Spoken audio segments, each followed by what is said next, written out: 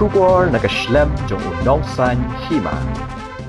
USP ke East Khasi Hills Ritoraj Ravi ula pentem hagabaya bat kamukot duma kabala pengat Pyrshah yaki Khynnah ki badan kti ban le be ijat yaka wei ka Khynnah Samla ban nakal yang jong tanat Pulit kala de ban kem ya laingut kat bayu wei pan tang ha ban am yaka rai na ka ying bishar Meghalaya High Court badya ka Ejahar kabala ujor da Khynnah ubakam yala di ba udang dei hapo karta khat prasnem ladat ban penderung hapo ki kindon an jong kamukot duma bat ka Jingtohkit kadang yat syakman habaya keren bat kilat pathai khubor mentak sengi khat saw trik ujembang arajar arpusau Ravi ulayatho kadau ka pendong ya katanat Pulit ban slam hakabede bat kamukot duma kadai hadin bakala mi ka hukum ke yeng bishar jong ka district council bala ai jamin yo te Khynnah henroi na kalyang katanat Pulit kalaya khun Pyrshah yakata ha high court.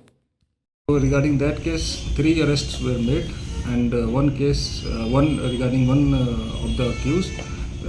The matter is sub judice pending in Honorable High Court, and the counter FIR that was filed by the then juvenile, we have registered that case also, and the investigation of that is also on.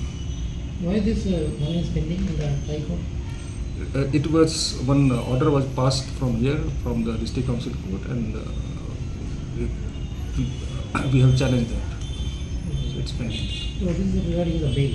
Yes. The bail was granted to the juvenile. Yes. You are challenging that. Yes. That to cancel the bail. We are challenging on the merits of that particular order. And, since the matter is sub judice, I will not be commenting on that. Let's see whatever the outcome.